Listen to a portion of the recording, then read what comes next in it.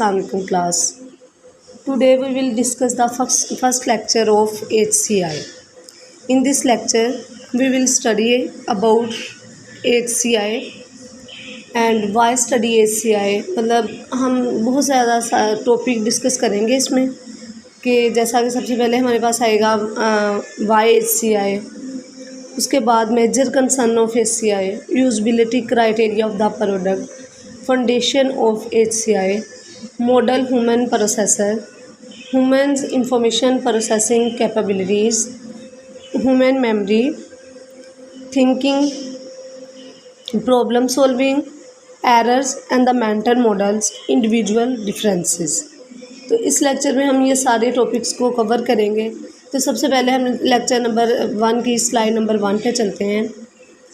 तो slide number 1 पे हमारे पास आ रहा है कि वाई HCI, मतलब HCI ही क्यों, कि हम HCI को क्यों स्टडी करते हैं। तो इस बात को समझने से पहले हम इस बात को समझ लेते हैं कि HCI होता क्या है, मतलब HCI का क्या मतलब है, इसको क्यों हमने डेवलप किया था, ये किस मकसद के तहत किया गया, इनको डेवलप क्यों किया गया। तो HCI जैसा कि उसके नाम से पता चल रहा है, HCI ह्यूमन कंप्यूटर इंटरेक्शन, सही है। HCI stand for human computer interaction. तो कुछ लोग इसको MMI भी बोलते हैं, जैसा कि मतलब कि MMI stand for man machine interaction, सही है।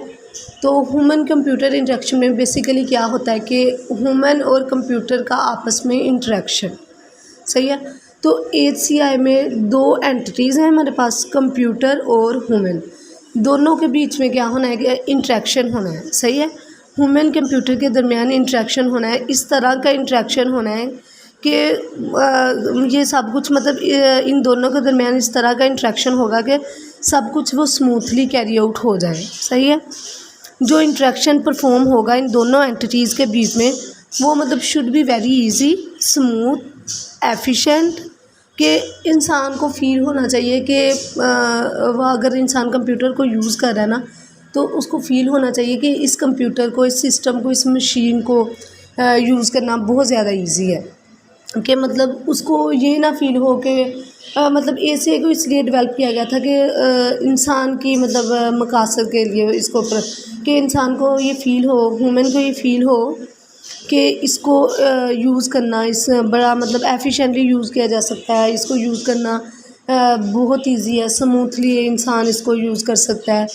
कि जैसा कि मतलब अगर हम देखें कि हाँ एंड्रॉयड है, मतलब ये हमारे घरों में आजकल हर घर में अवेलेबल है। तो अगर हम अपने बच्चों के हाथ में भी ये मोबाइल दे दें तो मेरा नहीं ख्याल कि वो इन चीज़ों को नहीं मतलब अच्छे तरीके से यूज़ नहीं कर सकते वो, क्योंकि इन पे ऐसे फीचर्स हैं कि सब कुछ ऊपर लिखा हुआ है, उसको टच करें आप कहीं भी जा सकते हैं, प्ले स्टोर पे ऐसे। तो ये मतलब ये मोबाइल इस तरह का इंटरफेस है। तो बेसिकली इसी लिहाज से मतलब HCI को भी कि ह्यूमन कंप्यूटर के दरमियान इस तरह का इंटरेक्शन हो कि वो इसको यूज़ करना इजीली मतलब यूज़ किया जा सके, कोई इतना मुश्किल काम ना हो, सही है। तो इसकी अब हम डेफिनेशन को देख लेते हैं HCI की, कि बेसिकली HCI होता क्या है। HCI is a study in which is trying to develop or design computer technology which could help to make interaction between human and computer more and more better, efficient, easy, smooth and effective, सही है। ये एक ऐसी study है जिसमें हमने ये कोशिश की थी कि हम एक ऐसा डिज़ाइन डेवलप करें जो कंप्यूटर और ह्यूमन के दरमियान एक ऐसे इंटरेक्शन को बनाए जो बहुत ज़्यादा एफिशिएंट, ईजी और स्मूथली हो, सही है।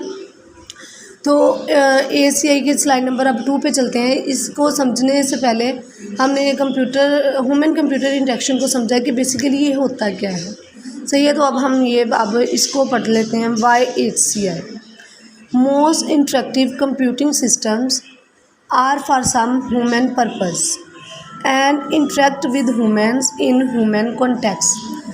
तो ये यहाँ पे बताया जा रहा है कि जो बहुत ज़्यादा कंप्यूटर इंटरेक्टिव सिस्टम थे ना, उनको इंसानों के मकसद के लिए बनाया गया था। सही है ना। जैसा कि पहले भी मैंने बताया कि इनको इसलिए बनाया गया था कि ताकि लोग इससे फ़ायदा उठा सकें। सही है। तो वो एंड इंटरेक्ट विद ह्यूमंस, और ये इंटरेक्ट करते हैं इंसानों के साथ इन ह्यूमन कॉन्टेक्स्ट में। बहुत ज़्यादा जो कंप्यूटिंग सिस्टम थे उनको इंसानों के मकासद के लिए बनाया गया था, और ये किस तरह से ह्यूमन के साथ इंटरेक्ट करते हैं ह्यूमन कॉन्टेक्स्ट में। सही है। Designing interactive computing system to be effective, efficient, easy and enjoyable to use is important. सही है। तो जो इनको डिज़ाइन किया गया ना इंटरेक्टिव कंप्यूटर सिस्टम को, तो इनको इस बेस के तहत डिज़ाइन किया गया कि ये इफ़ेक्टिव हों, एफिशिएंट हों, इजी हों, और मतलब अगर कोई यूज़ करे ना इसको तो इंजॉय करता हुआ यूज़ करे, ना कि उसको ये चीज़ें बोर लगे। सही है। मतलब उसके लिए इसको इजी यूज़ करना इतना आसान हो कि उसको इन चीज़ों में करते हुए मज़ा आने लगे। सो डैट इसलिए पीपल एंड सोसाइटी में realise the benefits of computational based devices. तो इनको मतलब इसलिए भी effective, easy, efficient, enjoyable to use इसलिए भी बनाया गया ताकि लोग और जो एक सोसाइटी होती है वो इस बात को रियलाइज़ करे कि इनके मतलब जो कंप्यूटर बेस्ड डिवाइसेस है ना, इनके बेनिफिट्स क्या होते हैं। मतलब उनको इनके बेनिफिट्स मतलब वो इनके बेनिफिट से भरपूर फ़ायदा उठा सकें, इसलिए भी इनको डिज़ाइन किया गया था। नेक्स्ट पॉइंट है कि human users and their contexts are major components of the design problem. तो यहाँ पर हमें बताया जा रहा है कि जब हमने किसी भी इंटरफेस को, किसी भी डिज़ाइन को डेवलप किया है ना, तो उसमें ह्यूमन यूज़र्स और उनके कॉन्टेक्ट्स जो थे ना कि मेजर कंपोनेंट्स थे। मतलब कि ह्यूमन को हमने एक सेंट्रल पॉइंट पे रखा था जब हमने इनको डिज़ाइन किया गया ना, इन चीज़ों को। तो सबसे पहले हमने ह्यूमन को और उसके कॉन्टेक्ट्स को कि ह्यूमन मतलब किस तरह से इसको यूज़ कर सकता है, उसके लिए किस तरह से इसको यूज़ करना आसान होगा। ह्यूमन को कह लेंगे हमने एक सेंट्रल करैक्टर था इन चीज़ों को डेवलप करते हुए, किसी भी इंटरफेस को डेवलप करते हुए ह्यूमन एक सेंट्रल पॉइंट होता है। ह्यूमन को सबसे बेसिक प्रायोरिटी दी जाती है कि यूज़र्स किस तरह से इसको यूज़ करेगा, किस तरह से उसके लिए इसको ये आसान होगा। वो किन चीज़ों को अगर हम थोड़ा सा इसको कॉम्प्लिकेटेड बनाएंगे तो किस तरह से वो इसको मतलब उसके लिए ये कॉम्प्लिकेशंस हो सकती हैं। तो बेसिकली इन चीज़ों को डिज़ाइन करते हुए ह्यूमन यूज़र जो थे ना, वो बेसिक कंपोनेंट्स थे किसी भी इंटरफेस को डिज़ाइन करने के लिए। सही है। अब नेक्स्ट पॉइंट पे चलते हैं कि inadequate attention to the users and task contexts not only lead to the bad user interface, it put the entire system at the risk. तो वो अगर हमने यहाँ पे डिस्कस किया कि ह्यूमन जो था ना हमारा सेंट्रल करैक्टर था, तो यहाँ पे हमें बताया जा रहा है कि अगर इनएडिक्वेट अटेंशन के अगर हम उस पर प्रॉपर तवज्जो नहीं देंगे किस पे, यूज़र्स पे और उसके कॉन्टेक्ट्स पे, तो ये ना सिर्फ हमारे मतलब हमें एक बैड इंटरफेस की तरफ ले जाएगा, बल्कि ये हमारे पूरे सिस्टम को एक रिस्क पे ले जाएगा। हमारा पूरा जो इंटरफेस होगा ना वो एक रिस्क पे आ जाएगा, क्योंकि हम ये किसके लिए डिज़ाइन कर रहे हैं इंटरफेस, ह्यूमन ने यूज़ करना है ना, यूज़र्स ने यूज़ करना है। तो अगर हम उसी पे टेंशन नहीं करेंगे, हम उस पर फोकस नहीं रखेंगे कि यूज़र्स के एडवांटेजेस क्या हैं, यूज़र इसको मतलब यूज़ करते हुए क्या एडवांटेजेस हासिल कर सकता है, उसको यूज़ करना किस तरह से ईजी होगा, और अगर हम इसी चीज़ पे तवज्जो नहीं देंगे, अगर हमारी प्रॉपर अटेंशन यूज़र उसके कॉन्टेक्स्ट पे नहीं होगी, तो ना सिर्फ ये मतलब ये हमें एक तरह से डिसएडवांटेजेस बताया जा रहा है कि ना सिर्फ हमें एक बैड इंटरफेस के तौर पर मतलब की तरफ ले जाएगा, बल्कि ये हमारे पूरा जो सिस्टम हम इंटरफेस उसमें डिज़ाइन कर लेंगे ना, उसको एक रिस्क पे मतलब टू रिस्की हो जाएगा, एक रिस्क पे ले जाएगा ना। सही है। नेक्स्ट पॉइंट पे आते हैं। Over the years the need to take into account human aspect of the technical system has led to the creation of the new fields of the study. वो यहाँ पे बताया जा रहा है कि कई सालों से हमें इस चीज़ की ज़रूरत थी कि हम इंसानों के लिए ना एक टेक्निकल सिस्टम डेवलप करें। तो कई सालों से हम इस बात पे गौर कर रहे थे कि टेक्निकल सिस्टम हम इंसानों के लिए डेवलप करें।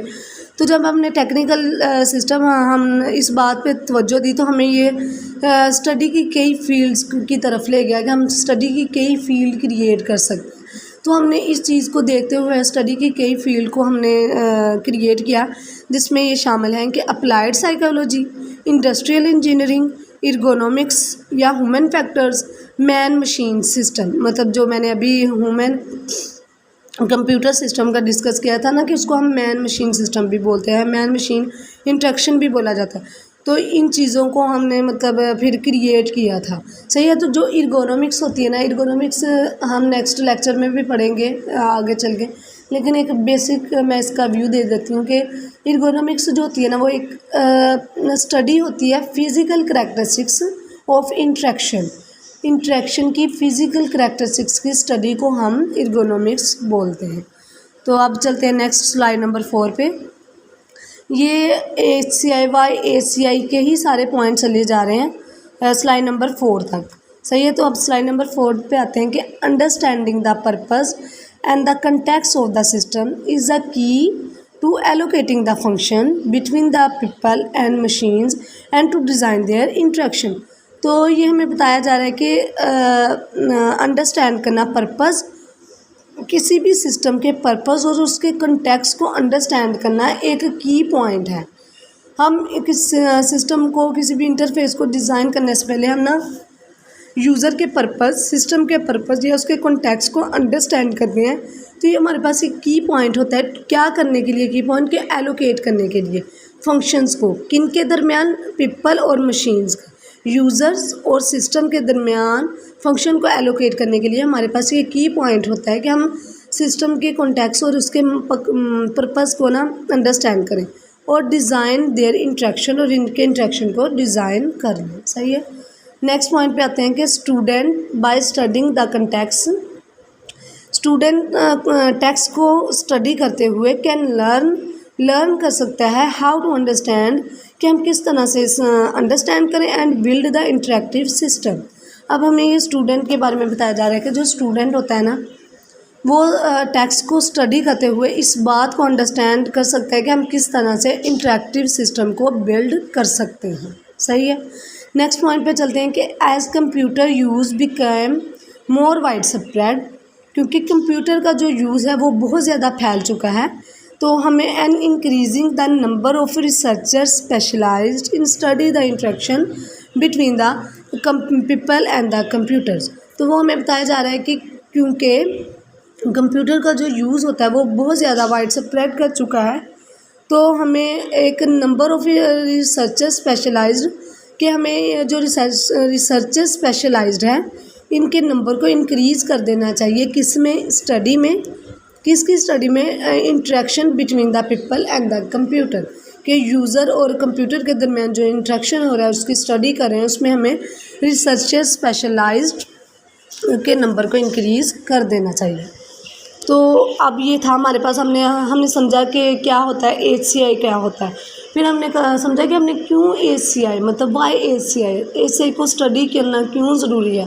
तो ये हमारे पास 2 टॉपिक कवर हो गए। अब हम नेक्स्ट टॉपिक पे चलते हैं कि मेजर कंसर्न ऑफ HCI, कि HCI में जो उसके मेजर कंसर्न होते हैं, हम मतलब HCI के मेजर जो इशू, जो मतलब मेजर टॉपिक हैं, हम उसकी तरफ किसकी तरफ तवज्जो देते हैं। सही है। तो जो मेजर कंसर्न होते हैं ना of HCI, 3 major issue of the concern of HCI, the people, the computers, the task they are perform. कि इसके 3 मेजर कंसर्न्स होते हैं कि हमने 3 मेजर, जैसा कि मैंने बताया कि सबसे पहला क्या होता है इसमें, पीपल, यूज़र्स, कंप्यूटर्स मतलब कि जो सिस्टम्स हम यूज़ करते हैं, द टास्क, वो task that they are perform, जो पीपल और कंप्यूटर मिलके टास्क परफॉर्म करते हैं, मतलब उन्हें हम कहते हैं। सही है। बाय पीपल, हम बाय पीपल और user we mean an individual users, group of the users working together, के मतलब पीपल से हम मुराद ये ले सकते हैं कि ये एक इंडिविजुअल यूज़र भी हो सकता है, ग्रुप ऑफ यूज़र्स भी हो सकता है, जो इकट्ठे काम कर रहे हों, क्या करने के लिए, हर यूज़र जो होता है each dealing with some part of the task और द प्रोसेस। सही है कि जो हर यूज़र है, अगर तो ये ग्रुप ऑफ यूज़र है ना, मतलब ये हम पे डिपेंड कर रहा है कि ये एक इंडिविजुअल यूज़र भी हो सकता है या ग्रुप ऑफ यूज़र भी हो सकता है। तो अगर ये एक ग्रुप ऑफ यूज़र है तो हर यूज़र जो होता है ना वो डील कर रहा होता है मतलब प्रोसेस के एक स्पेसिफिक टास्क के साथ। सही है। The computer, by computers we mean any technology ranges from the general desktop to a large scale computer system, a process control system और एन एम्बेडेड सिस्टम। तो कंप्यूटर से हमारी मुराद ये है कि कोई भी टेक्नोलॉजी रेंजेस जो कि जनरल डेस्कटॉप कंप्यूटर से लार्ज स्केल कंप्यूटर के दरमियान हो। सही है। और टास्क के दरमियान, टास्क तो वो होते हैं जो ये दोनों मिलके परफॉर्म कर रहे होते हैं। तो अगर हम इसको फर्दर देखें कि हमने देखा कि HCI ना 3 चीज़ों से कंसर्न होता है उसका, किन किन से, कंप्यूटर, पीपल और मैन, ये मतलब क्लियर हो चुका है। तो अब अगर हम इसको एक फर्दर मतलब अगर हम इसकी मोर डिटेल में जाए ना, तो HCI जो होती है ना वो कंसर्न्ड होती है किसके साथ, with the design, implementation and evaluation of these interactive computer based system. सही है। कंप्यूटर बेस्ड सिस्टम की डिज़ाइन, इम्प्लीमेंटेशन और एवेलुएशन से कंसर्न्ड होती है HCI। सही है कि अगर हम इसकी फर्दर डिटेल में जाए ना तो हम ये कह सकते हैं कि जो HCI होती है ना वो किसी भी डिज़ाइन, किसी भी इंटरेक्टिव कंप्यूटर सिस्टम के डिज़ाइन, उसकी इम्प्लीमेंटेशन, पहले हम डिज़ाइन करेंगे फिर इम्प्लीमेंट और फिर देन इवेलुएशन से ये कंसर्न्ड होती है, as well as with the multidisciplinary study of various issues affecting these interaction. सही है कि इसके अलावा ये मल्टीडिसिप्लिनरी स्टडी, इंट्रैक्शन की जो मल्टीडिसिप्लिनरी स्टडी होती है ना उससे भी कंसर्न्ड होती है। वाइल जबकि जो मेन कंसर्न होता है ना HCI का, is to ensure ease of the use, operability, discoverability, simplicity. जो मेन कंसर्न होता है HCI का वो ये होता है कि ये ईज़ ऑफ यूज़, मतलब इसको इस्तेमाल करना आसान हो, इसको आसानी से हम चला सकें, डिस्कवरेबिलिटी, सिंप्लिसिटी, और मतलब ये इतना सादा हो कि इसको एक अनपढ़ बंदा, कि जैसा कि अब ये एंड्रॉयड मोबाइल है तो मेरा मतलब कि एक अनपढ़ बंदा भी इसको चला सकता है, अगर 2-3 दिन में इसको सिखाया जाए तो इजीली इसको यूज़ कर सकता है। तो बेसिकली HCI के पर्पस भी यही था कि इसका जो मेन कंसर्न है, इस बात को हमने इंश्योर बनाया था कि इजी ऑफ द यूज़, कि ये इस्तेमाल करने में आसान हो, इसको डिस्कवर करना आसान हो और ये सिंप्लिसिटी हो। सही है। तो इसके बाद अगला हमारे पास टॉपिक जो होता है वो usability criteria of a product. Usability criteria product, there are 3 use words. हमारे पास 3 वर्ड्स हैं जो मस्ट यूज़ किए जाते हैं, that must all be true for a product to be successful.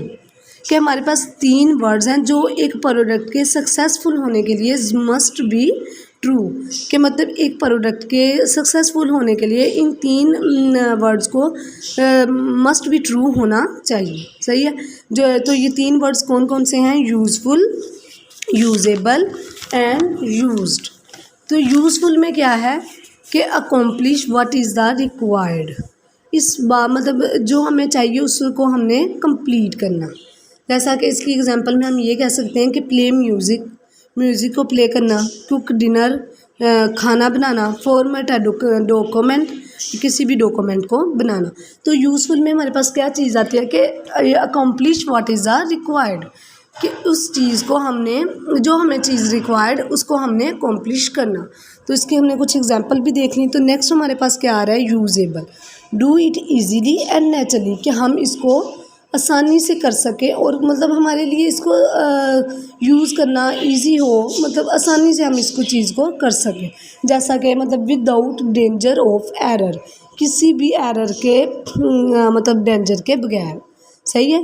तो यूज्ड, अगला हमारे पास आया use, make people want to use it, कि इस तरह का बनाएं कि लोग इसको यूज़ करना चाहें। बी अट्रैक्टिव, इंगेजिंग और फन, मतलब कि हम अपने इंटरफेस को ना इस तरह का बनाएं, हम अपने प्रोडक्ट को इस तरह का बनाना कि लोग इसको यूज़ करना चाहें, ये ना हो कि लोग इससे बोर हो जाएं, लोग इसको मतलब बी अट्रैक्टिव हो, कि अट्रैक्ट करे लोगों को, बी इंगेजिंग हो, कि लोग मतलब ये लोगों को इंगेज करे अपने अंदर, कि जब मतलब जैसा कि जो एक स्पीकर होता है वो जब बोल रहा होता है तो लोगों को अपनी तरफ अट्रैक्ट करता है, इंगेज करता है, लोग उससे बोर ना हो। तो इसी तरह इधर भी यही हम कह सकते हैं कि हमारा प्रोडक्ट, हमारा सिस्टम, हमारा इंटरफेस, हमारा डिज़ाइन इस तरह का हो कि लोग मतलब इनको जो हमें चाहिए हो वो यूज़फुल हो, यूजेबल हो, यूज्ड हो, कि लोग उसको यूज़ करना चाहें, ना कि उससे बोर होकर पीछे हटते चले जाएं, बल्कि लोग उससे इंगेज हों, फ़न मतलब हो कि लोग उसको एज अ फ़न के तौर पर यूज़ करें, ना कि मतलब ये कि उनके लिए ये एक वो बाल बन जाए। सही है। The last of these has not been the major factor until recently in the ACI, but issue of motivation, enjoyment and the experience are increasingly important. जो हमारे पास motivation issue of motivation, enjoyment मतलब enjoyment होनी चाहिए और experience are increasingly important. तो ये जो चीज़ें हैं हमारे पास motivation, enjoyment and the experience, वो ACI में हमारे पास बहुत ज़्यादा इम्पोर्टेंट होती हैं। तो अब ये समझ आ गया यूज़बिलिटी क्राइटेरिया ऑफ अ प्रोडक्ट, किसी भी प्रोडक्ट के यूज़बिलिटी क्राइटेरिया क्या होती हैं। तो अब हम इस पे चलते हैं कि जो फाउंडेशन थी हमारे पास ऑफ HCI, सही है ना, किसी भी चीज़ को, किसी भी डिज़ाइन को हम डिज़ाइन करने के लिए, किसी भी इंटरफेस को डिज़ाइन करने के लिए ना उसकी कोई ना कोई चीज़ फाउंडेशन तो होती है ना। तो इधर हमारे पास फाउंडेशन ऑफ HCI क्या थी, द ह्यूमन के यूज़र्स। सही है। The human the central character in any discussion of interactive systems. सही है। ह्यूमन जो थे ना, यूज़र जो होते हैं, वो किसी भी सिस्टम को, किसी भी इंटरफेस को डिज़ाइन करने के लिए एक सेंट्रल कैरेक्टर होता है। सही है। क्योंकि हम ये इंटरफेस है, कोई डिज़ाइन है, हम किसके लिए डिज़ाइन कर रहे हैं, ह्यूमन के लिए ही डिज़ाइन किया जा रहा है ना। तो जो ह्यूमन होता है ना वो एक सेंट्रल कैरेक्टर होता है। सही है। ह्यूमन ही एक सेंट्रल कैरेक्टर होता है, ह्यूमन को ही हमने उसी के हमने मतलब ह्यूमन के एडवांटेजेस को ही देखना होता है, उसके लिए बेनिफिट्स कि अगर हम ये डिज़ाइन को अगर इंटरफेस को हम डिज़ाइन कर रहे हैं तो ये हमारे ह्यूमन को क्या बेनिफिट्स दे सकते हैं। तो हम ये कह सकते हैं कि जो सेंट्रल कैरेक्टर होता है किसी भी डिस्कशन का ऑफ इंटरेक्टिव सिस्टम, वो कौन होता है, ह्यूमन होता है, द यूज़र्स होते हैं। The human, the users, is after all the one whom computer system are designed to assist। के जो ह्यूमन होते हैं वो किसी भी कंप्यूटर सिस्टम को डिज़ाइन करने के लिए, मतलब कि अगर हम किसी भी सिस्टम को डिज़ाइन कर रहे हैं ना तो ह्यूमन सिस्टम ही उसके बेसिक कंपोनेंट्स होता है, ह्यूमन ही होता है, यूज़र ही उसका बेसिक कंपोनेंट्स होते हैं। The requirements of the users should be first priority for the designs of the computer। जो रिक्वायरमेंट होती है ना ऑफ द यूज़र, वो फर्स्ट हमारी प्रायोरिटी होनी चाहिए किसी भी कंप्यूटर सिस्टम को डिज़ाइन करते हुए। सही है। किसी भी सिस्टम, किसी भी इंटरफेस को डिज़ाइन करते हुए यूज़र या ह्यूमन की जो रिक्वायरमेंट होती है वो हमारी फर्स्ट प्रायोरिटी होती है। हम सबसे पहले हम यही देखते हैं कि अगर हम किसी भी इंटरफेस को डिज़ाइन कर रहे हैं ना तो हम यही देखते हैं कि जो हमारा कंप्यूटर होता है ना, ये ह्यूमन होता है, हमारा यूज़र होता है, उसकी क्या रिक्वायरमेंट्स हैं, वो हमारे मतलब हमसे क्या चाहता है। तो हमने उन रिक्वायरमेंट्स को मद्देनज़र रखते हुए हम किसी भी डिज़ाइन को, किसी भी इंटरफेस को हमने क्या करना होता है, हम किसी भी इंटरफेस को वो करते हैं, डिज़ाइन करते हैं। सही है। तो उसके बाद फाउंडेशन ऑफ HCI के बाद द ह्यूमन आया था, तो उसके बाद हमारे पास आएगा द मॉडल ह्यूमन प्रोसेसर। सही है। Model human processor. The model comprises 3 सब सिस्टम। जो हमारे पास ह्यूमन मॉडल प्रोसेसर था ना वो हमारे पास तीन सब सिस्टम पर मुश्तमिल होता है। किन चीज़ों पर, perceptual system, motor system, cognitive system. सही है। तो सबसे पहले हम ये देख लेते हैं कि जो ह्यूमन मॉडल प्रोसेसर था ना ये क्या चीज़ थी। फिर मतलब human model processor, many models have been proposed बहुत ज़्यादा जो मॉडल्स हैं ना उनको हमने प्रपोज किया है, बहुत ज़्यादा डिवेल्प किए जा चुके हैं। एंड इट इज़ यूज़फुल, ये यूज़फुल होते हैं टू कंसीडर, समझने के लिए, one of the most influential in passing, मतलब किसी भी चीज़ को समझने के लिए ये ह्यूमन मॉडल, ये जो मॉडल थे ना होते हैं, ये हमारे पास यूज़फुल होते हैं।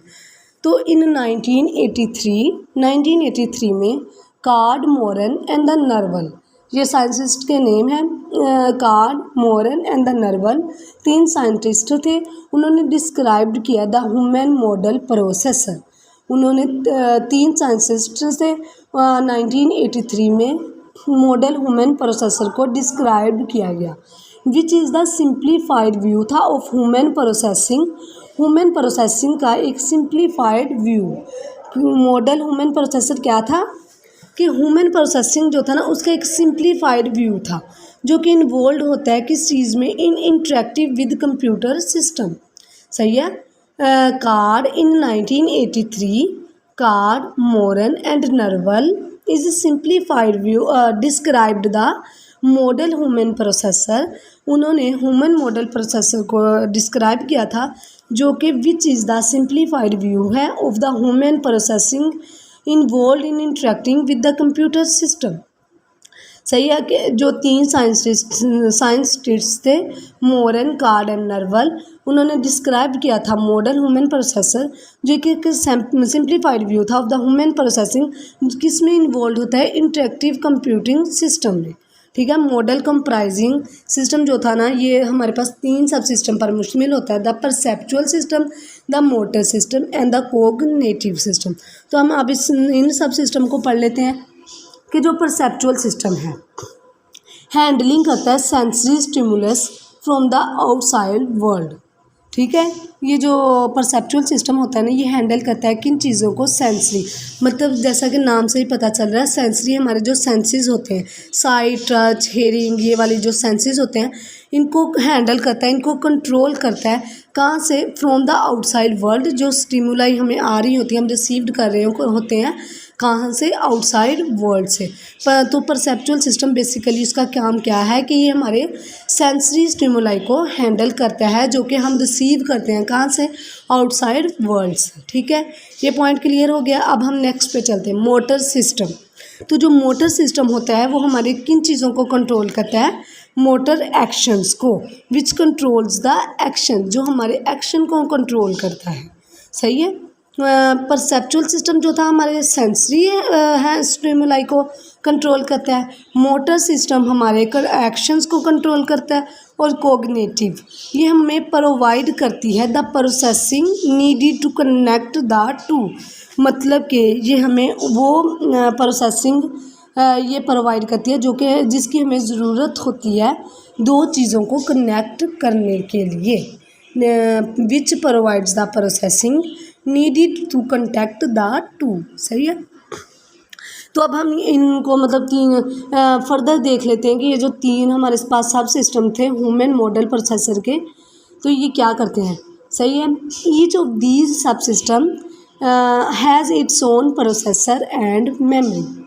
तो हम ये कहा जा रहा है कि जो सब सिस्टम है ना, हर किसी का अपना प्रोसेसर होता है, अपनी मेमोरी होती है, मतलब कि परसेप्चुअल सिस्टम का अपना प्रोसेसर है, अपनी मेमोरी है। मोटर सिस्टम का अपना प्रोसेसर है, अपनी मेमोरी है। और कोग्निटिव सिस्टम का अपना, मतलब ये तीनों का अपना अपना प्रोसेसर और मेमोरी होती है। सही है।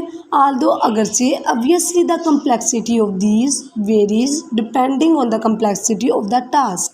तो वो कहते हैं कि अगरचे इनकी जो कम्प्लेक्सिटी है ना, इन तीनों की, वो बदलती जाती है किसकी वजह से, the complexity of the task that has perform, जो कि ये परफॉर्म्ड करते हैं उनकी वजह से इनकी कम्प्लेक्सिटी बदलती जाती है, लेकिन फिर भी इनका अपना प्रोसेसर और अपनी मेमोरी होती है। The model also include a number of the principles of operation. ये जो मॉडल होता है ना, वो इंक्लूड करता है कौन सा मॉडल, मॉडल ह्यूमन प्रोसेसर। वो क्या, मॉडल ह्यूमन प्रोसेसर जो होता है इंक्लूड करता है number of principles of operation, which dictate, जो क्या करते हैं, डिक्टेट करते हैं behaviour of the system under the certain condition. Under certain condition में ये जो प्रिंसिपल्स होते हैं वो सिस्टम के बिहेवियर को डिक्टेट करते हैं, हमें बताते हैं कि सिस्टम किस तरह से बिहेव करेगा। सही है। ये जो मॉडल होता है उसके पास कुछ प्रिंसिपल्स होते हैं जो हमें इस बात का डिक्टेट करता है कि सिस्टम किस तरह से अंडर सर्टन कंडीशन में, कुछ कंडीशन के अंडर सिस्टम किस तरह से बिहेव करेगा। उसके पास कुछ मॉडल्स होते हैं। सही है। फिर इसके बाद हमारे पास आ जाएगा कि ह्यूमन इंफॉर्मेशन प्रोसेसिंग कैपेबिलिटीज़, के जो ह्यूमन की कुछ कैपेबिलिटीज़ हैं तो उनमें क्या क्या आ जाएगा। इनपुट आउटपुट चैनल्स, हमारी जो 5 सेंसेस होती हैं। सही है।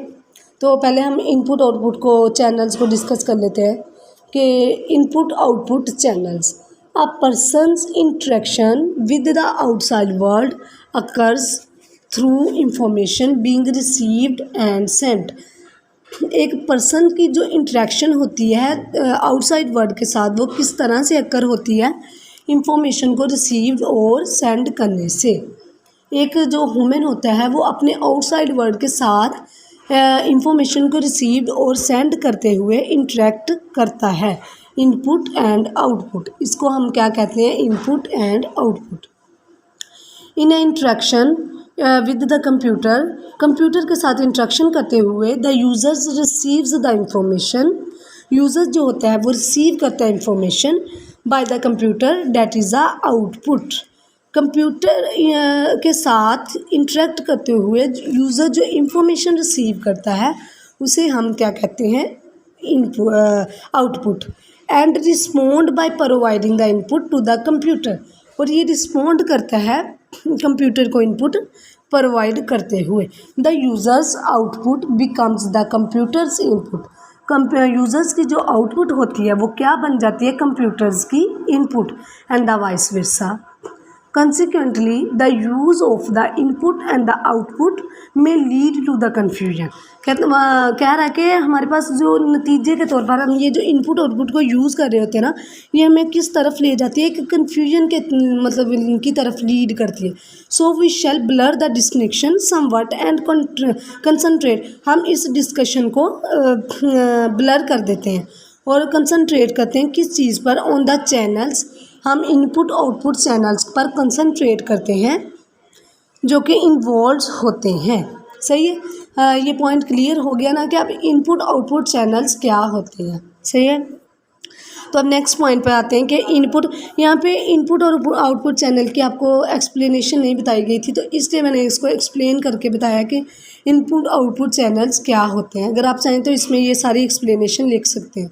Input in the human occurs mainly through the senses, जो इनपुट होती है ना ह्यूमन में वो किस तरह से अकर होती है, सेंसेस के ज़रिए। और आउटपुट जो होती है वो major output through the major control of the effectors. जो इनपुट होती है ह्यूमन में वो किस तरह से अकर होती है, सेंसेस के थ्रू। सेंसेस कौन सी हमारी, ये जो हम आगे डिस्कस करेंगे। और उसके बाद जो आउटपुट होती है वो इन ह्यूमन वो किस तरह से अकर होती है, वो इफेक्टर्स के थ्रू अकर्स होती है। There are the 5 major senses, sight देखना, हेयरिंग सुनना, टच करना, टेस्ट, जायका एंड द स्मेल। ये ह्यूमन की कैपेबिलिटीज़ हैं। पहले हमारे पास क्या कैपेबिलिटीज़ थी, इनपुट आउटपुट चैनल्स। सही है। ये भी ह्यूमन की कैपेबिलिटीज़ में शामिल है।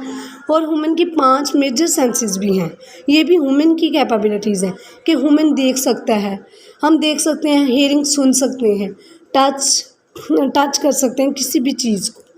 सही है। टेस्ट कर सकते हैं एंड स्मेल, और स्मेल कर सकते हैं, किसी भी चीज़ को सूंघ सकते हैं। ठीक है। तो इसके बाद स्लाइड नंबर 10 हमारे पास आ जाती है, जिसमें हमारे पास एक बेसिक टॉपिक है, क्या, ह्यूमन मेमोरी। सही है। ह्यूमन मेमोरी, तो जैसे कि नाम से ही पता चल रहा है, ह्यूमन मेमोरी, इंसान की मेमोरी।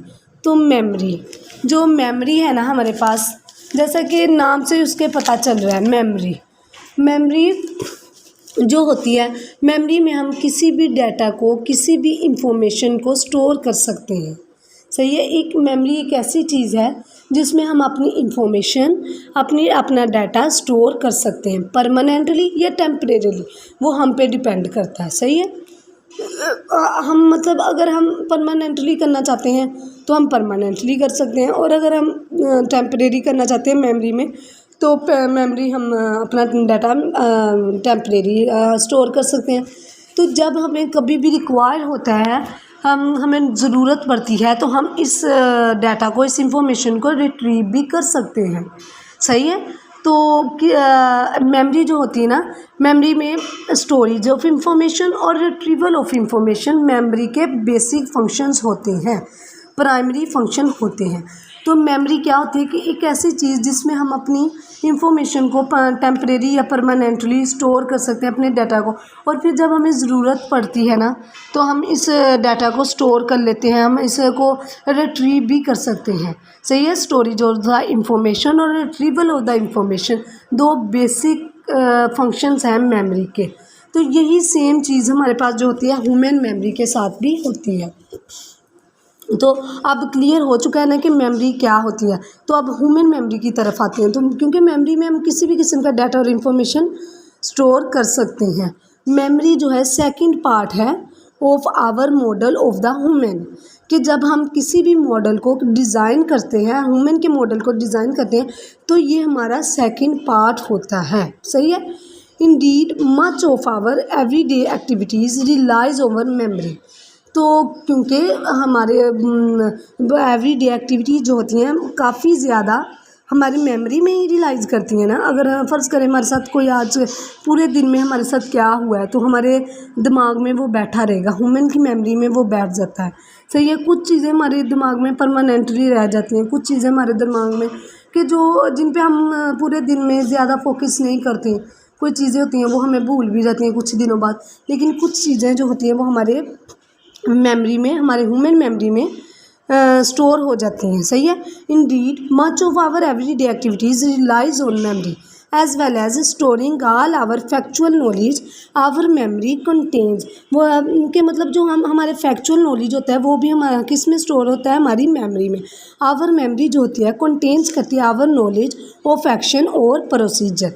हमारी ह्यूमन मेमोरी क्या क्या करती है कि ये हमारे एक्शन और प्रोसीजर का जो नॉलेज होता है उसको स्टोर करती है। सही है। It allows us to repeat action. ये हमें इजाज़त देती है इस बात की कि हम रिपीट कर सकें अपने एक्शन को। कि फ़र्ज़ करें कि हमारे दिमाग में कुछ ऐसी चीज़ बैठ गई है, जैसा कि मतलब हमने आज ये किया था, आज हमने ये एक्टिविटी परफॉर्म की है, तो हम अगले दिन कोई भी एक्टिविटी आप ले सकते हैं, तो हम नेक्स्ट डे हम वो एक्टिविटी परफॉर्म कर सकते हैं। ये मतलब हमारी ह्यूमन मेमोरी हमें इस बात की इजाज़त देती है कि अगर आपने इस बात को आज किया ना, तो आप नेक्स्ट डे भी अगर आपको याद रह गया, आपकी मेमोरी में परमानेंटली स्टोर हो गया, तो आप नेक्स्ट डे भी उसको अगर फ़र्ज़ करें हमें परमानेंटली स्टोर नहीं हुआ, तो हम उसे नेक्स्ट डे भी परफॉर्म कर सकते हैं। ठीक है। तो हमारे पास टाइप्स हैं, मेमोरी की 3 टाइप्स हैं। तो ह्यूमन मेमोरी को इस स्लाइड पे इतना डिटेल में नहीं बताया गया था, तो मैंने आपको डिटेल में बताया है ताकि ये बात क्लियर हो जाए कि ह्यूमन मेमोरी क्या होती है। तो होप्स हो कि ये बात क्लियर हो गई होगी अब कि ह्यूमन मेमोरी क्या होती है। तो ह्यूमन मेमोरी की अब आगे 3 टाइप्स हैं। सही है। Sensory memory, short term memory and long term memory. सही है। सेंसरी मेमोरी, तो जैसा कि नाम से क्लियर है कि 2 हमारे पास वर्ड हैं, सेंसरी और मेमोरी। मेमोरी का तो हमें पता चल गया कि मेमोरी क्या होती है। सेंसरी कि हमारे सेंसेस। सही है। ये होते हैं हमारे सेंसेस, जैसा कि साइट, हेयरिंग, टच, ये वाले ये मेजर सेंसेस होते हैं। ठीक है। Human senses. तो जो सेंसरी मेमोरी होती है वो एक्ट करती है as a buffer for stimuli received through the senses. सही है। ये सेंसरी मेमोरी जो होती है वो एक्ट करती है एक बफर के तौर पर किन चीज़ों के लिए, स्टिमुलाई के लिए, जो हमने रिसीव किए होते हैं कहाँ से, हमारे सेंसेस से। ठीक है। सेंसरी मेमोरी ये जो होती है वो एक्ट करती है किस बफर के तौर पर, किन के लिए, एक स्टिमुलाई के लिए जो कि हमने रिसीव्ड किए होते हैं कहाँ से, अपने सेंसेस से। तो यहाँ पे सिर्फ 2 लाइंस बताई गई हैं, एक लाइन में इनको कवर कर दिया गया है। तो अगर हम इसको थोड़ा सा फर्दर मज़ीद पढ़ लें तो ये होगा कि जो एक सेंसरी मेमोरी होती है ना वो एग्जिस्ट करती है फॉर ईच सेंसरी चैनल। सही है। एक सेंसरी मेमोरी जो होती है वो किस चीज़ के लिए, एक हमारे ना ह्यूमन मेमोरी में ना सेंसरी चैनल भी होते हैं। सही है। तो सेंसरी मेमोरी जो होती है वो हर एक सेंसरी चैनल के लिए एग्जिस्ट करती है। जैसा कि ionic memory for visual stimuli, जो आयोनिक मेमोरी जो होती है मतलब वो किसके लिए, चैनल के लिए एग्जिस्ट करती है, visually stimuli. Echoic memory for hearing, जो इकोइक होती है ना वो किसके लिए एग्जिस्ट करती है, हेयरिंग के लिए। एंड द स्टिम हैप्टिक जो होती है मेमोरी वो फॉर टच। यहाँ पर मतलब तीन सेंसेस जो है ना वो हमारे पास बेसिक मेजर कंपोनेंट्स कौन कौन से, hearing touch and hearing touch, और ये जो हम कह सकते हैं कि विजुअल आई मतलब कि देखना, साइट। सही है। तो यहाँ पे हमारे पास तीन चीज़ों को, तीन मेजर सेंसेस को हमारे लिए बेसिक हैं ये हमारे लिए। सही है। दीज मेमोरीज, ये जो मेमोरीज होती हैं वो constantly memory overwritten by a new information, ये जो मेमोरी होती हैं वो एक न्यू इंफॉर्मेशन से ओवर रिटर्न की जाती हैं। Coming in on in these channels, जो कि इन चैनल्स में इंफॉर्मेशन आ रही होती है वो इन मेमोरीज को ओवर रिटर्न कर लेती है। तो होप्स हो कि आपको ये अब सेंसरी मेमोरी समझ आ गई होगी कि सेंसरी मेमोरी जो होता है वो एक बफर के तौर पर एक्ट करता है स्टिमुलाई के लिए, जो हम रिसीव करते हैं कहाँ से, सेंसेस से। एंड अब हम नेक्स्ट पे चलते हैं, शॉर्ट टर्म मेमोरी। ठीक है। जो शॉर्ट टर्म मेमोरी होती है ना, जैसा कि ये नाम से ही पता चल रहा है शॉर्ट टर्म, मतलब हम इसमें अपनी इंफॉर्मेशन, अपना डाटा जो होता है वो किस तरह से करवाएंगे स्टोर, एक शॉर्ट पीरियड के लिए हम अपनी इंफॉर्मेशन को रिकॉल करवाएंगे शॉर्ट टर्म के लिए, मतलब शॉर्ट पीरियड के लिए। तो इसको पढ़ के देख लेते हैं कि जो शॉर्ट टर्म मेमोरी होती है ये पास करवाती है, is passed, information is passed from sensory memory into the short term memory by attention. सही है। शॉर्ट टर्म मेमोरी जो होती है वो इंफॉर्मेशन को पास करवाती है कहाँ से, सेंसरी मेमोरी से into the short term memory में बाय द अटेंशन के थ्रू, thereby filtering the stimuli to only those which are of interest at the given time. हम सिर्फ उन सेंसेस को फोकस करते हैं जो कि हमारे इंटरेस्ट के लिए होते हैं। जैसा कि अब आपको एक इसको मिसाल से समझ लेते हैं कि आपको एक ना चीज़ें दी जाती हैं, आपकी आंखों में पट्टी बांध दी जाती है और आपको कहा जाता है कि आप ना इस चीज़ को टच करें। सही है। इस चीज़ को टच करके बताएं कि आप क्या है, तो आप इस चीज़ को टच करते हैं तो वो टच मतलब कोई चीज़ है, आप उसको सही गैस कर लेते हैं कि फर्ज करें कि चीज़ जो है हमारे पास थी मैंगो है, तो आपने इसको बता दिया आपने टच करके। तो हम यहाँ पे फोकस किस सेंस पे कर रहे हैं, किस चीज़ स्टिमुलाई पे हो रहा है, टच पे। बाकी हमारे पास हेयरिंग साइड बाकी सारी चीज़ें हैं, लेकिन हम फोकस किस पे कर रहे हैं, टच पे। सही है। तो हमने टच को फोकस किया, अटेंशन किया, बाकी जो हमारे पास थे ना उसको हमने फ़िल्टर कर दिया। तो शॉर्ट टर्म मेमोरी जो होती है ना वो होती है, ये चीज़ करवाती है कि ये टेंशन करवाती है एक स्टिमुलाई को फॉर अ टेम्परेरी। हमने टेम्परेरी तौर पर इसको टच मतलब किया था ना, इस टेम्परेरी तौर पर करते हुए बाकी जो सेंसेस थे उनको फ़िल्टर करवा देती है। सही है। अब समझ आ गई कि शॉर्ट टर्म मेमोरी क्या होती है। शॉर्ट टर्म मेमोरी को हम वर्किंग मेमोरी भी कहते हैं। सही है। Short term memory is also called working memory. Short term memory act करती है एज अ स्क्रैच पैड के तौर पर एक्ट करती है for temporary recall of information को टेम्परेरी रिकॉल करने के लिए। सही है ना कि शॉर्ट टर्म मेमोरी जो होती है ना बेसिकली एक टेम्परेरी तौर पर हम इसको यूज़ करते हैं। Short term memory can be accessed rapidly. Short term memory को हम एक्सेस कर सकते हैं तेज़ी के साथ in order of 70 ms। Short term memory has a limited capacity then the long term memory. Short term memory को अगर हम इसके साथ कंपेयर करें लॉन्ग टर्म मेमोरी के साथ, तो इसको हम एक्सेस रैपिडली कर सकते हैं तेज़ी के साथ, लेकिन इसकी जो लिमिट होती है, कैपेसिटी जो होती है वो लिमिटेड होती है। सही है। तो होप सो आपको अब समझ आ गया होगा कि शॉर्ट टर्म मेमोरी क्या होती है। अब नेक्स्ट स्लाइड पर चलते हैं, स्लाइड नंबर 11। वहाँ पे हमारे पास है लॉन्ग टर्म मेमोरी।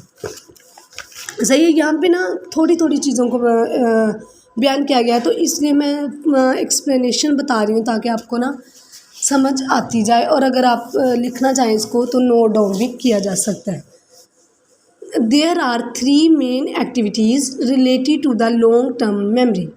हमारे पास लॉन्ग टर्म मेमोरी में 3 चीज़ें रिलेट करती हैं, storage of the information, forgetting और द इंफॉर्मेशन रिट्रीवल। सही है कि लॉन्ग टर्म मेमोरी में हमारे पास 3 चीज़ें होती हैं। कौन कौन सी?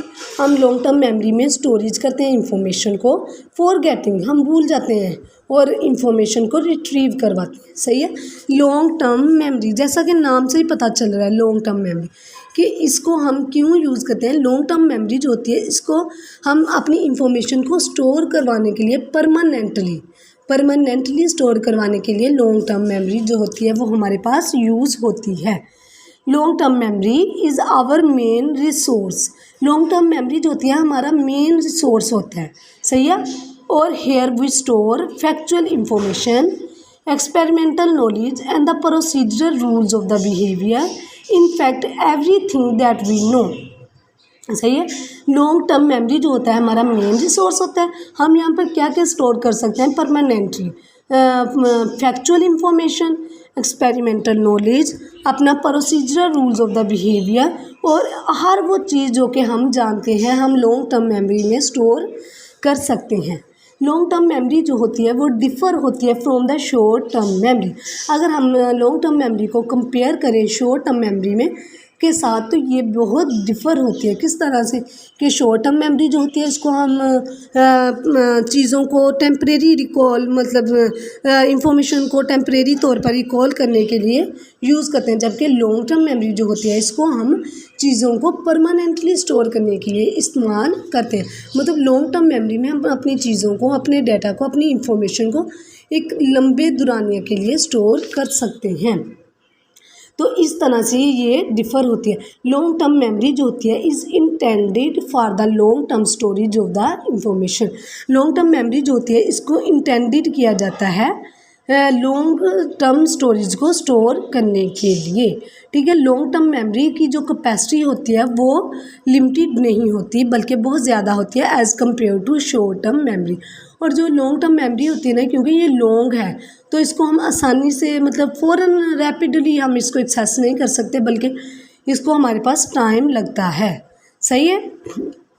तो हमारे पास यहाँ पे बताया गया है कि 3 चीज़ें रिलेट करती हैं, स्टोरेज ऑफ द इंफॉर्मेशन और फॉरगेटिंग ऑफ द इंफॉर्मेशन और रिट्रीवल ऑफ द इंफॉर्मेशन। सही है। तो स्टोरेज ऑफ द इंफॉर्मेशन मतलब हम इंफॉर्मेशन को स्टोर कर सकते हैं परमानेंटली। जैसा कि अगर हम देखें कि हम स्विमिंग सीखना चाहते हैं, सही है, तो हम इसको सीखते हैं, हम उसके रूल्स को अपने दिमाग में परमानेंटली अपने दिमाग में स्टोर कर लेते हैं, ताकि हमें भूल लेना।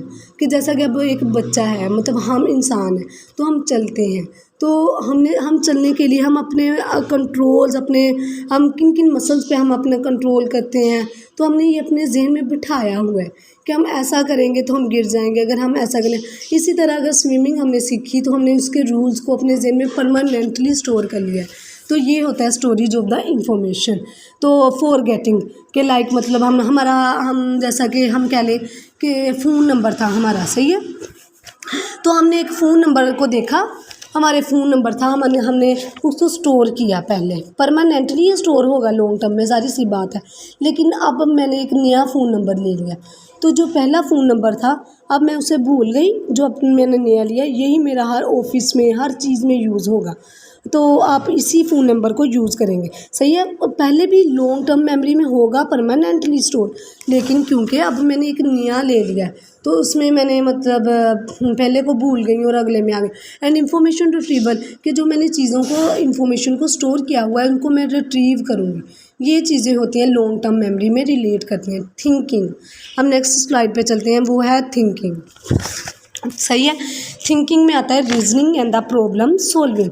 रीजनिंग जो होता है is the process by which we use the knowledge to draw the conclusion और infer the something new about the domain of interest. सही है। रीजनिंग जो होता है एक ऐसा प्रोसेस है जिसमें हम अपने नॉलेज को यूज़ करते हैं क्या करने के लिए, कंक्लूजन ड्रा करने के लिए, infer something new about the अपने एरिया ऑफ इंटरेस्ट में किसी भी चीज़ को इन्फर करने के लिए अपने नॉलेज को यूज़ करते हैं।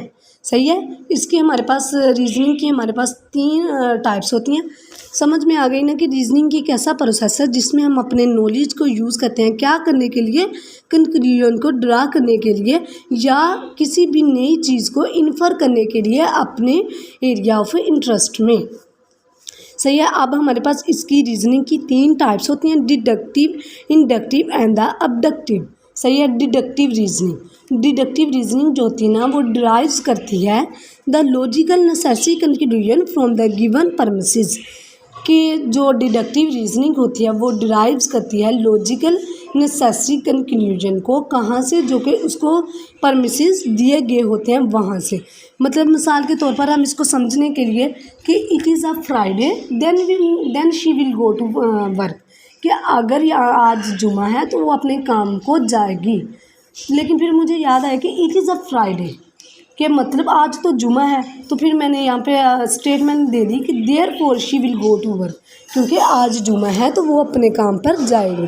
तो यहाँ पे नोट किया जा सकता है कि it is the perfectly valid deduction, मतलब कि मैंने एक वैलिड डिडक्शन दिया कि अगर आज जुमा हुआ तो वो काम पर जाएगी, लेकिन क्योंकि आज जुमा है तो इसलिए वो काम को जाएगी। तो इसके अब इंडक्टिव, अब इसकी अगली पे चलते हैं जो कि इंडक्शन है। इंडक्शन जो होती है is the generalising from cases from we have seen to infer the information about cases we have not seen. ठीक है। इंडक्शन रीजनिंग जो होती है एक जनरलाइजिंग होती है फ्रॉम केसेस, मतलब केसेस को जनरलाइज कर देना, वी हैव सीन उन केसेस को जिनको हमने देखा है, टू इन्फर करने के लिए इंफॉर्मेशन को किन केसेस के बारे में जिनको हमने नहीं देखा। इंडक्शन एक ऐसी रीजनिंग है जिसमें हम उन केसेस को जनरलाइज करते हैं जिनको हमने देखा है, टू इन्फर करने के लिए उन केसेस के बारे में जिनको हमने नहीं देखा। तो इसकी अगर एक एग्जांपल हम देखें कि हमारे पास एक केस आता है एलिफेंट का, तो हमने उस केस में देखा कि हर जो एलिफेंट है ना उसका एक सूंड होती है। सही है। मैंने इस केस को जनरलाइज करते हुए ये अपनी इस बात को कहा कि दुनिया में जितने भी हाथी हैं उनके सूंड होते हैं। सही है। कि मतलब एक केस को देखते हुए मैंने उन केसेस के बारे में एक अपनी राय दी है कि जिनको मैंने नहीं देखा, क्योंकि मैंने पूरी दुनिया के हाथी तो नहीं ना देखे। तो मैंने अपने एक केस को देखते हुए कि मेरे पास एक हाथी आया है, तो मैंने एक हाथी को देखते हुए ये इन्फर कर दिया कि दुनिया में जितने भी हाथी होते हैं उनकी सूंड होती है। सही है। ये होती है abductive reasoning, induction reasoning, abduction reasoning. अब अबडक्शन रीजनिंग जो होती है इसमें हम this from a fact to action और the state that cause it, this is a method we use to drive the explanation for the event we observe. ये वो method है जिसको हम यूज़ करते हैं क्या करने के लिए, अपनी एक्सप्लेनेशन को ड्राइव करने के लिए, उस इवेंट के लिए जो हमने ऑब्ज़र्व किया हुआ होता है। किसी भी इवेंट को ऑब्ज़र्व हमने कर लिया है। सही है। अब हमने उसके बारे में अपनी एक्सप्लेनेशन देनी है, तो इसको कहते हैं अबडक्शन।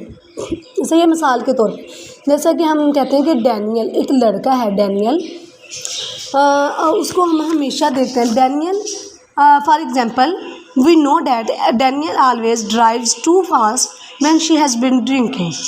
कि सही है। ये हमने एक इवेंट ऑब्ज़र्व किया है कि डैनियल जो होता है वो हमेशा कार को ड्राइव करता है जब उसने बहुत ज़्यादा फास्ट करता है ड्राइव जब वो उसने ड्रिंकिंग की होती है। तो अगर हम if we seen Daniel driving too fast we may infer that she has been drinking. तो अगर हम उसको कभी भी देखें कि उसके उसने ना वो बहुत ज़्यादा फास्ट ड्राइव कर रहा है, तो हम उस पर इन्फर करेंगे कि इसने ड्रिंकिंग की होगी।